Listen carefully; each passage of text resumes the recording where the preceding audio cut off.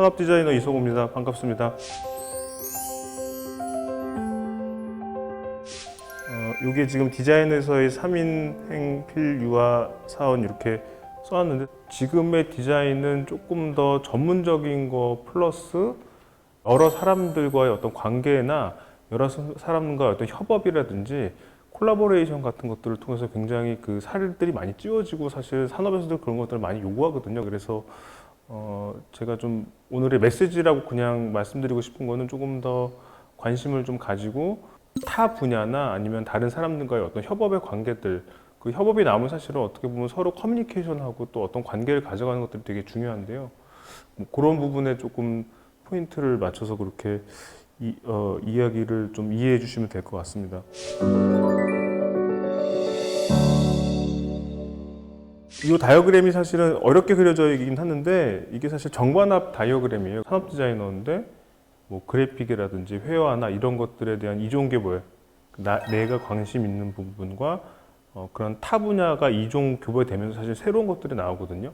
그래서 사실 새로운 것들을 찾을 때 내 분야에 있는 것도 중요하지만 나랑 좀 다른 얘기들도 어떤 식으로 정반합을 이루어갈 건가 되게 중요하고요. 사실 그런 엔진들이 쌓이면 작은 쓰레기통이나 우산부터 크게는 아파트 단지나 정말 복잡한 뭐 AR 글라스까지도 그렇게 디자인을 할 수 있습니다. 그래서 사실 그런 어떤 기본적인 개념을 좀 이해하시면 좋을 것 같아요.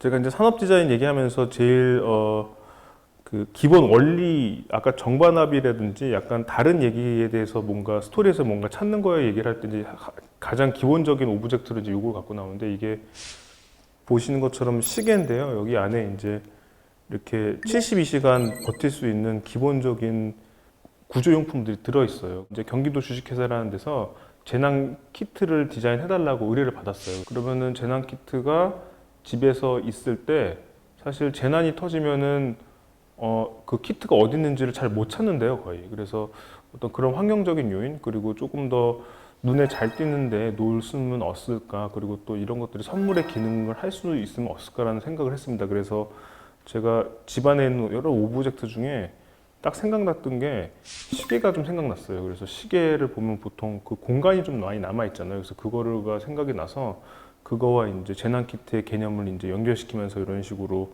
만들었고요. 사실 이 외형의 형태의 느낌은 사실 어떤 게 돼도 상관없어요. 뭐 하트가 될 수도 있고요. 뭐 동그라미가 돼도 되고, 사실 그거는 그렇게 중요하지 않습니다. 중요한 건 이제 저 아키텍처가 어떤 이노베이션을 갖고 있냐가 사실 더 중요한 거죠. 그리고 이제 이게 이제 두 번째 사례. 클라이언트가 KT라는 통신회사예요. 그래서 통신회사에서 이제 VIP 굿즈 선물을 하는데 우산을 디자인을 해달라고 해서, 제가 생각했을 때는 뭐 이렇게 자동차 회사 우산처럼 뭐 이렇게 로고만 받고 이런 것들이 사실 너무 피상적이라서, 그럼 통신회사와 우산을 어떻게 연결시켜 볼까라는 생각을 좀 많이 했어요. 그럼 이제 우산은 이제 보면 비 오는 날이 생각이 나고, 그죠?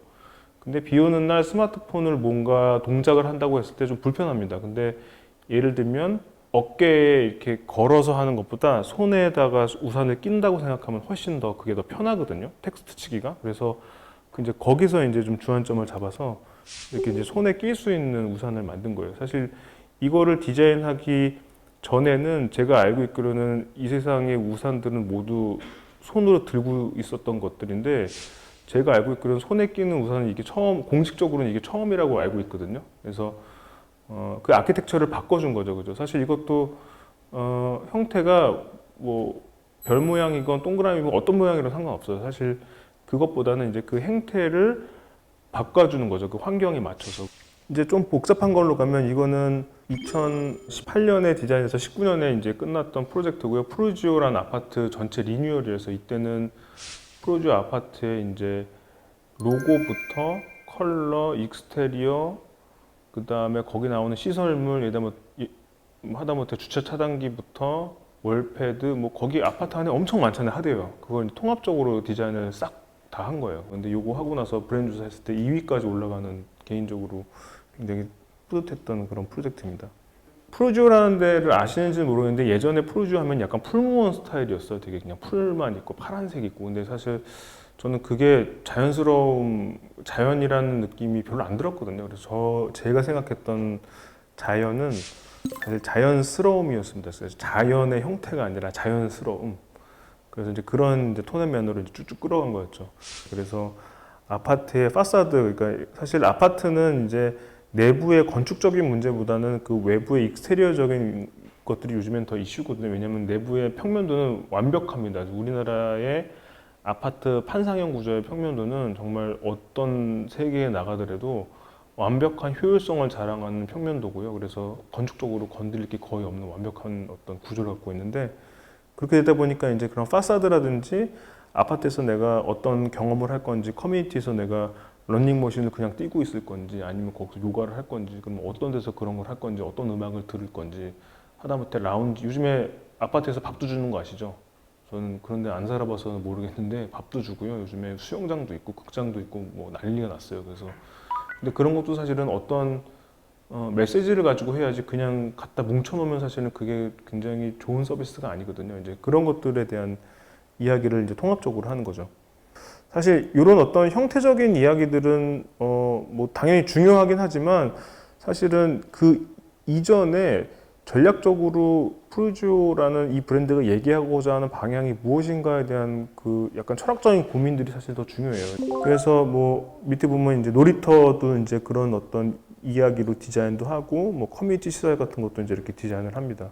하다못해 월패드나 차단기도 이제 같은 톤앤맨으로 이제 디자인을 하고요.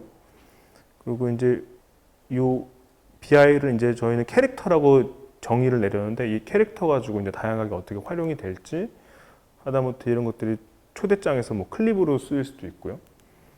그리고 이제 이런 것들은 이제 가이드북화합니다. 그래서 이제 BI 가이드부터 아파트 가이드까지, 그리고 브랜드북도 만들어서 이게 사실 제일 중요한 거죠. 왜 이 아파트가 이런 형태를 가져야 되는지 브랜드북이라든지 브로셔 같은 것도 만들고요. 그래서 사실 제가 보여드린 거는 되게 통합적이죠, 그죠?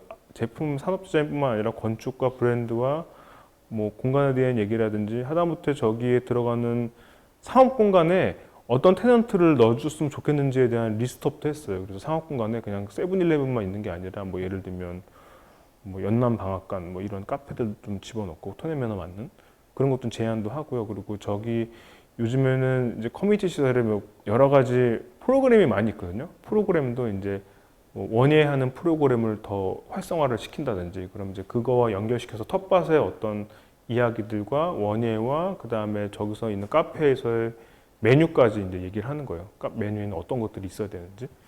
그래서 되게 통합적인 얘기고 사실 되게 어떤 식으로든 되게 어렵지만 또 되게 재미있는 다양한 작업을 할 수 있었던 그런 기회가 좀 됐고요.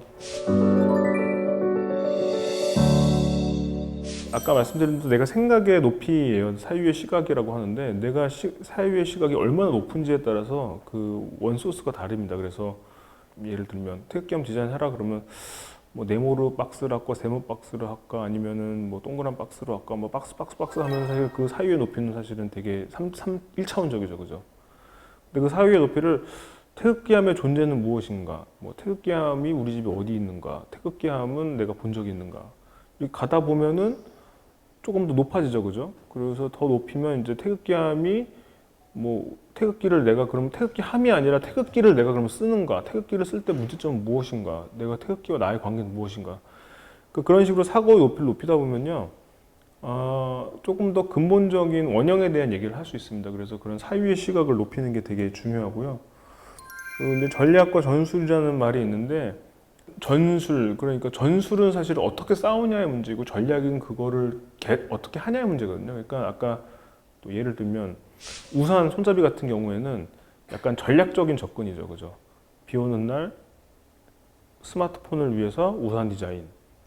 근데 내가 그 우산 디자인을 KT 우산 디자인 KT 로고를 어떻게 뭐 KT가 날아가나 뭐 KT 로고를 가지고 해볼까 이렇게 접근하는 게 이제 전술 이제 편향적인 거 가지고 생각하는 거죠. 그래서 그거에 대한 어떤 것들로 생각을 해야 되는지 되게 중요한 문제입니다. 그래서 사실 디자인에서의 철학을 얘기하는 거는 굉장히 어려울 수도 있고 뭐 이렇게 디터람스도 굉장히 뭐 7가지, 10가지 철학도 있고 되게 뭐가 어려운데 저는 사실은 철학이라고 봤을 때는 사실 철학은 사람이 살아가는 어떤 사람이 살아가는 거를 연구하는 학문이거든요. 솔직히 얘기해서. 뭐 니체도 있고 뭐 여러 가지 사람들이 있는데 사실 그 사람들도 결국에는 사람이 어떻게 살아가냐에 대한 것들을 이론화하고 사실은 어떤 이야기를 끌어나가는 건데 결국은 이제 디자인 철학도 마찬가지로 내가 아까 사유의 높이를 얼마나 높일 수 있는지 그리고 사람의 살아가는 것을 어떤 시각으로 전략적으로 바라볼 수 있는지가 사실은 어떤 철학적인 문제랑 붙었다고 생각이 됩니다. 그래서 철학하면 뭐 우리가 얘기한 디터람스의 뭐 10가지 철학 그거를 벽에 붙여놓고 디자인하고 사실 그런 문제가 아니고요. 그런 철학이 아니라 실제로 내가 사고를 어떻게 가져갈 수 있는지에 대한 문제로 그렇게 좀 이 얘기를 하시면 조금 더 편하게 실제로 좀 다른 차원으로 이렇게 작업을 하실 수 있지 않을까 하면서 세미나를 마치도록 하겠습니다. 감사합니다.